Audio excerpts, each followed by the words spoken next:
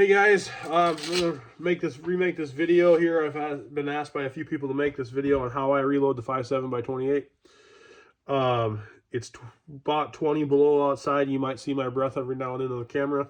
That is why I'm in a cold garage and I have a fire crackling inside. So I didn't want to warm up the whole garage just to do this video. Eventually, I'm going to get off my tush and move all my stuff inside into the basement so I don't have to suffer this cold anymore, maybe. But anyways, I digress. We'll get through this video. I had this video posted once before and YouTube took it down. I'm going to save it this time on my phone. I can send it to people directly or whatever. But these are the two 5.7s I reload for. This is the CMMG 5.7 Banshee. It's got about a 5-inch barrel, and then the Ruger 5.7, of course, pistol length barrel. If you take into consideration if you go to do this, barrel length, higher barrel is going to get you higher velocities, of course. I'm not going to go into the basics of reloading because if you're watching this video, you should already know how to reload. If you don't start with the 5.7. Start with a straight well cartridge and work your way up in competency before you try the 5.7. What I use for reloading is the small pistol match grade small pistol primers. The only reason I've went with these is because I got a really good deal on them early 2020 and I'm still working my way through them. And then accurate number 5, I currently have 5, 7, and 9. Had good luck with all of them. I have a lot of 5 and actually it's showing my best results anyways. So I'm going to go, this video will be strictly on the 5. For bullets or for dies, I use the Hornady custom grade FN 5.7 by 28. I run a micrometer on top of all my dies. If you don't have one, do yourself a favor. This garbage that they come with is a no-no. These micrometers, they're like 30-40 bucks, definitely worth the money. For the bullets, I use the VMAX. I actually use 40 grain. This is a 35 grain, but same thing. I use the 40 grain on mine. 35 works as well. I like 40s. So this data will be on the 40s. And then for varmints, I use the Varmageddon 40 grain as well. They have a very similar profile to the FN Blue Box. This is the FN Blue Box. You can see that hollow point in there versus the Varmageddon there. Has a slightly bigger hollow point. This is actually a 27 grain bullet. This is a 40. So going through my process, I deprime and hand wash my brass. By hand wash, I mean I put them in a Ziploc bag with some Dawn dish soap, a little bit of water, and I tumble them in my hand. I do not use any kind of aggressive cleaner, no Simple Green, nothing like that. I clean the primer pockets as needed, and that's it. I don't do anything else. These have the 5.7 have a lacquer coating on them.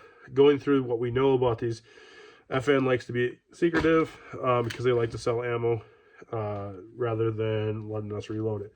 So they're secretive. They have this mysterious coating that they have on them, and they also have yet to tell anybody what kind of powder's in them. If you pull a factory 5.7 round apart and measure it, it'll come out to be about 5.1 grains of powder in a half-filled case.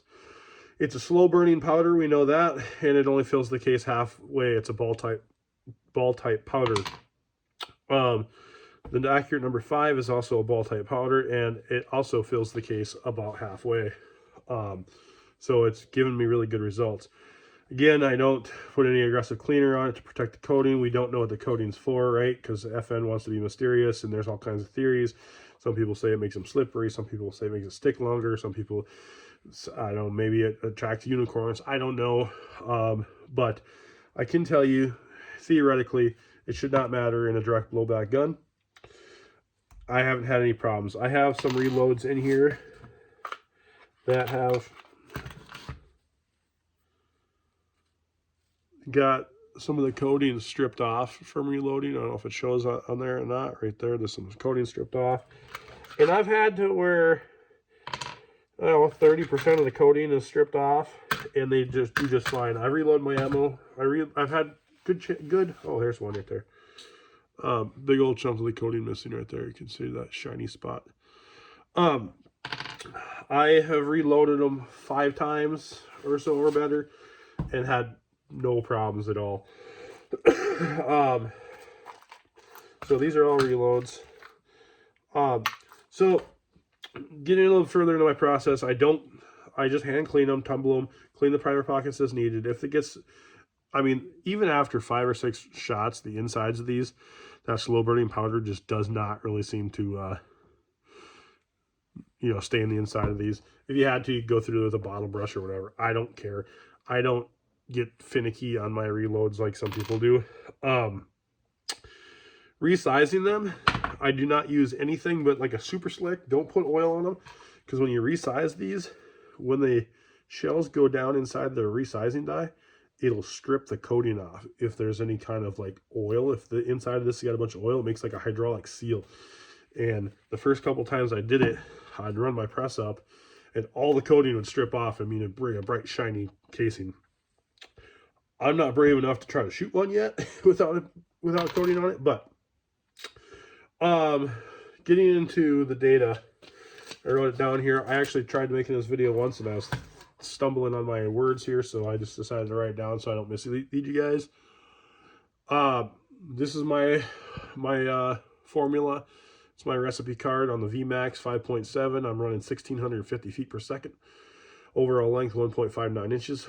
On the Varmageddons 5.7 grains. Again, it's super simple. 5.7 grains and 5.7 by 28, right? Makes it super simple. 5.7 grains of the accurate number 5, 1,600 feet per second at 1.575 inches. 1.575 inches is what I went with on that, and I've had good luck with it. Reason being is that's exactly the exact length of the factory round. The VMAXs tend to be a tip longer because of that profile of that red tip bullet. So anyways, I hope that helps a little bit answer some of the questions. Don't be afraid to reload these. I should go over one thing. When you fire these, even though the factory rounds, you're going to notice that the brass, I had some that were really, really bad, but I can't find them. The neck of that brass changes its profile, if you can see that. That was butted up, yeah. I don't know if you can see that profile there.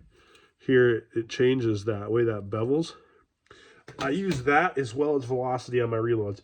So that's probably a 5.7 grain shot right there, and they come out pretty close to the factory. As you start to increase these grains, increase that velocity, because of the slow burning powder, that shell is already coming out of the chamber. As that powder still burning up, causing it to deseat from the chamber, and it allows it to deform.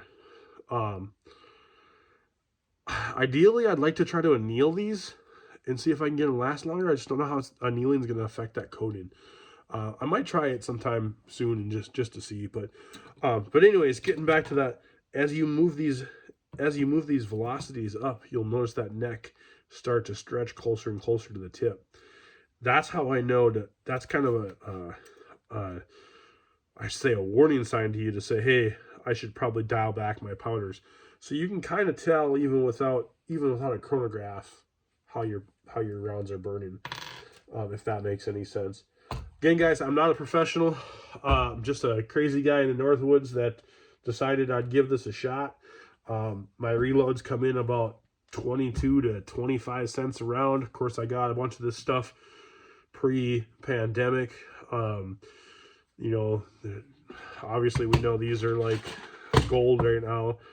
So your reload price is going to go up a little bit, but 22 cents, 25 cents a round is a hell of a lot better than $1 a round at some of the gun shops. So hope that helps, guys. And if you have any questions, feel free to reach out. Till then, take it easy. Life's short. Carry a nice gun.